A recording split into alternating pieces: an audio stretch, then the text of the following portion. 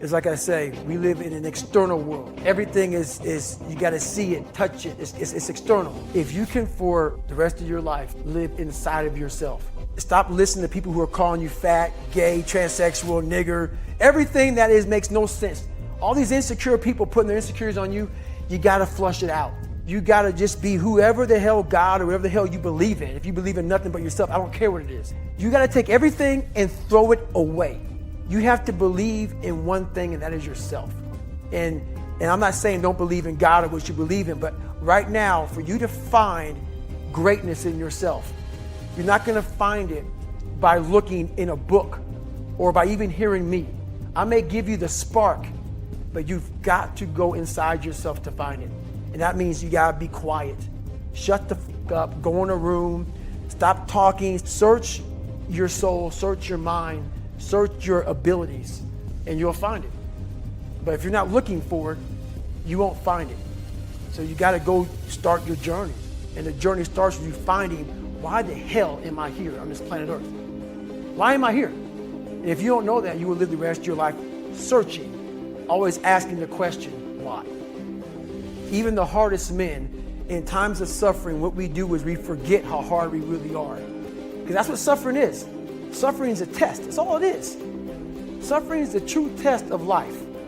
And so that cookie jar travels in my brain. So whenever I get put in a situation where I have poopy pants, the woe is me mentality of, oh my God, life sucks, I take a second, I take the 1 second decision. I step out of my life for 1 second, go in the cookie jar, pull up, oh, motherfucker, you were in 3 hell weeks and finished 2. One of those hell weeks, a guy died because it was so bad. Oh, you are a motherfucker badass. You are. I put it back in the cookie jar and I remember who the I really am. I'm not the kid that was called nigger. I'm not the scared kid. This is who I am. It's a reminder of who you truly are at the core of yourself. But what I was saying to myself the whole time on that track, and this is what I say to myself: self-talk and visualization are the 2 keys to my success. I believed for that last 19 miles, I was indestructible. Because I took myself in that chair, crapping up my back, peeing blood down my leg, shin splints, stress fractures. I used all that for motivation versus negativity. I used it for motivation. I said to myself, who on this earth would still be going right now? You are. You are. You gotta be the hardest motherfucker on the planet. Is it true? I don't give a f.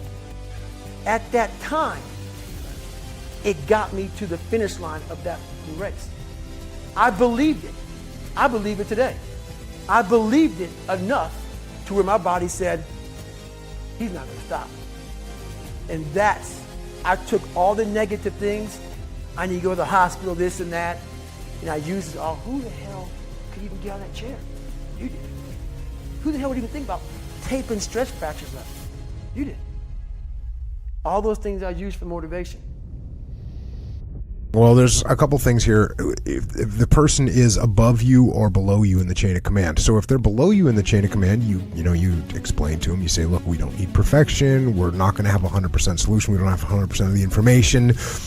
That's a good enough solution. We need to move forward. Let's execute. And you know what? If things go wrong, don't worry about it. I'll take responsibility for it. I'm not going to blame you, which is what you're going to do anyways as a good leader. So that's what you're going to do if they're below you in the chain of command. If they're above you in the chain of command, guess what? Same thing. You're going to say the same thing like, hey, boss, we don't need perfection here. Look, boss, we're not going to get all the information we need. We're not going to get 100% solution. We got a 90% solution, and let's go for it. And if things do go wrong, you can blame me. I don't care. So boom, whether they're above you or below you in the chain of command, you might change your tact or your verbiage a little bit, but it's the same overall concept. You got to get them to understand that we don't need perfection. We need to move forward.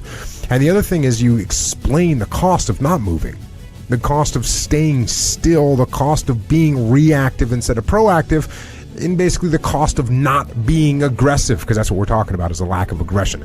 And so what does that look like? Well, you explain to them that the longer we sit, the better position the enemy gets into.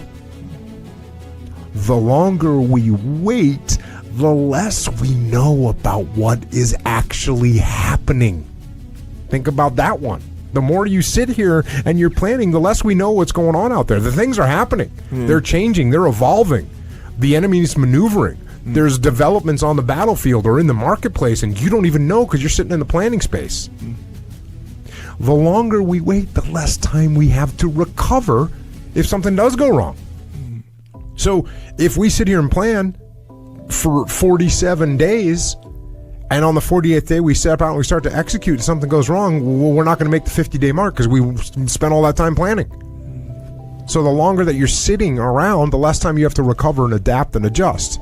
And the longer that you wait while you're doing planning, the less relevant your plan actually becomes. So that's what you need to make people understand. And there's people that are just habitual and chronic ferocious analyzers, and those are the people you got to watch, but you got to continually just get through their head that the more we sit, the more the enemy maneuvers, and if we let them maneuver on us anymore, we're going to get killed. That's it. Pretty easy. No, it's not easy. It's a simple concept. It's hard to get people out of their own heads. Just like everything else, it's hard for the ferocious analyzer to recognize themselves as that. They think they're doing a good job. They think they're actually being thorough, and you're a wild man. You're a cowboy. Are you crazy? No, I'm not crazy. I remember one time my first deployment to Iraq, they said, "Hey, John," this is after I'd been there for a while, and for some reason they wanted to know the minimum requirements for us to go out on an operation. And I said, I just need a vicinity of the target and of radio frequency to talk to the local conventional units there. And they were like, well, don't you need air support? Don't you need this? And I was like, all these other things. I was like, no, we'll figure it out. Just send us. We'll go. And there was other things that we would do as we'd move to a target. We'd align things up, and we'd be good. But sometimes people wanted to plan out every last detail, and that doesn't work. The details are not going to stay the same. The things that you're planning on are going to change. So don't sit there and plan every last detail, because it's not going to help you. Things are not going to go perfect. Not going to happen. No such thing as flawless execution. Dave Burke just wrote an article that was on Business Insider. That's what it was. Like, flawless execution doesn't happen. He was a Top Gun senior instructor for 3 years. He knows about flying, and he knows how hard they worked towards flawless execution, but it didn't exist. The flawless execution was analyzing their mistakes, seeing what they can improve upon. That was flawless execution for them. It wasn't the actual act of flawless execution. You know what they had? Flawless debriefing. Flawless analyzation of what they did wrong. But it wasn't going to be perfect ops, and there's no such thing. It doesn't happen. So if you're sitting and planning that, trying to make that happen, it's not going to work for you. So don't do it.